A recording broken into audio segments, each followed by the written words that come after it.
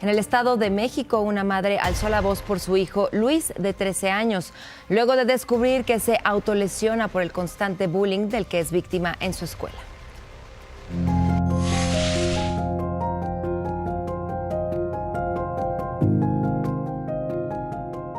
Esta última vez, mi hijo se hizo lesiones en su bracito izquierdo, tiene más de 100 lesiones en su bracito y utilizó una navaja de un sacapuntas para hacérselas.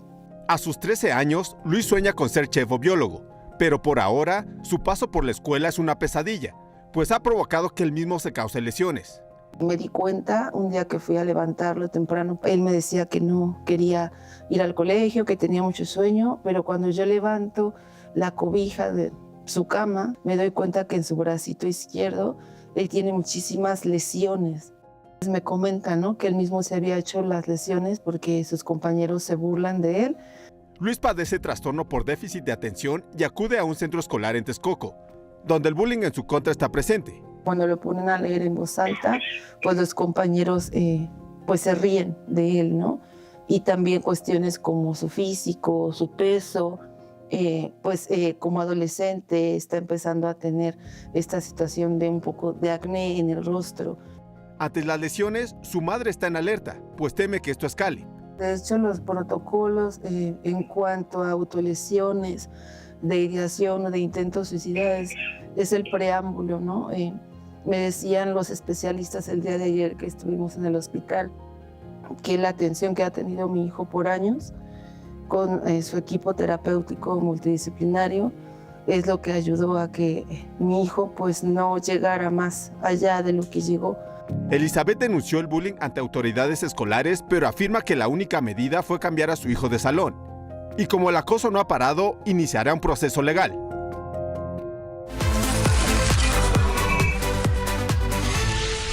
Terrible, terrible esta situación, y déjeme decirle que es muy común. Esto se ha estudiado desde los años 30, pero hasta el año 70 fue cuando se le dio este nombre de autolesión no suicida. Y hasta los 90s y 2010 es que se hacen los primeros estudios ya más formales en adolescentes y se desarrollan modelos psicológicos. Es cuando pues se concluye que la autolesión no es una manera de llamar la atención como muchos creían, sino es una manera de regular las emociones que tienen las personas.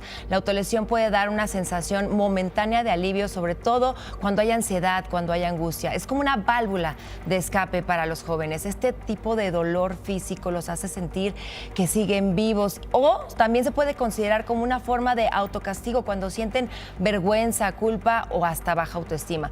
¿Cuáles son los factores sociales que pueden determinar o que pueden llevar a esto a los jóvenes? Pues como bien decía la nota, el bullying, los problemas familiares, la presión social o incluso académica, y obviamente la influencia de las redes sociales o de la red de amigos. No se considera como tal un riesgo de suicidio, pero sí es una señal al que hay que estar alertas porque podría escalar.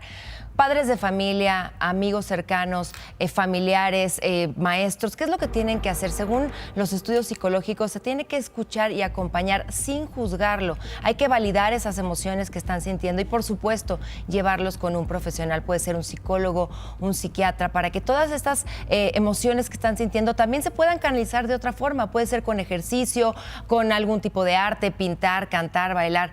Pero bueno, aquí en México, entre 15 y 20%, por ciento de los jóvenes ha dicho que ha sentido alguna vez la necesidad de autolesionarse o incluso ha llegado a hacerlo. Sí, y esto de los porcentajes es súper importante porque el porcentaje mayor de bullying en las escuelas es en secundaria, y no es casualidad. Están pasando los adolescentes por una etapa difícil, una etapa de quererse sentir pues obviamente incluidos, que pertenecen a un grupo, y uno de los factores más relevantes coincide con el acceso masivo que tienen los adolescentes al uso de redes sociales, en TikTok, en WhatsApp, en Instagram, con estas plataformas que, bueno, y tienen interacción entre ellos sin supervisión adulta la mayoría de las veces. ¿Cuántas veces lo hemos platicado aquí? Y eso facilita, por supuesto, pues la interacción continua entre ellos. Esta difusión rápida de burlas, de rumores, de contenido incluso humillante.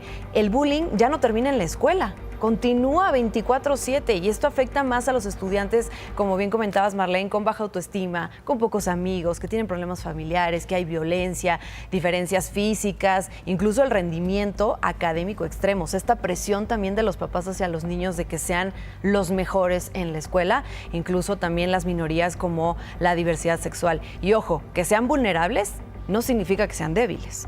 Ojo. Y es que para muchos la ansiedad puede desencadenarse a lo mejor en comer demasiado o tener algunas, bueno, para ellos es este tipo de autolesiones. Cuando los chicos tienen acceso a las redes sociales, es una realidad muy diferente a la que nosotros tuvimos como padres, como pues ya adultos. Entonces, sí se enfrentan a una realidad diferente. Incluso la familia y los maestros debemos de estar muy, muy atentos a las señales que pueden dar, no únicamente al manejo de sus emociones, sino también a los cambios de conducta, de vestimenta, al contenido que consumen. Muchas veces las redes sociales digitales es donde encuentran incluso retos o desafíos que los alientan y este tipo de conductas a veces se normaliza.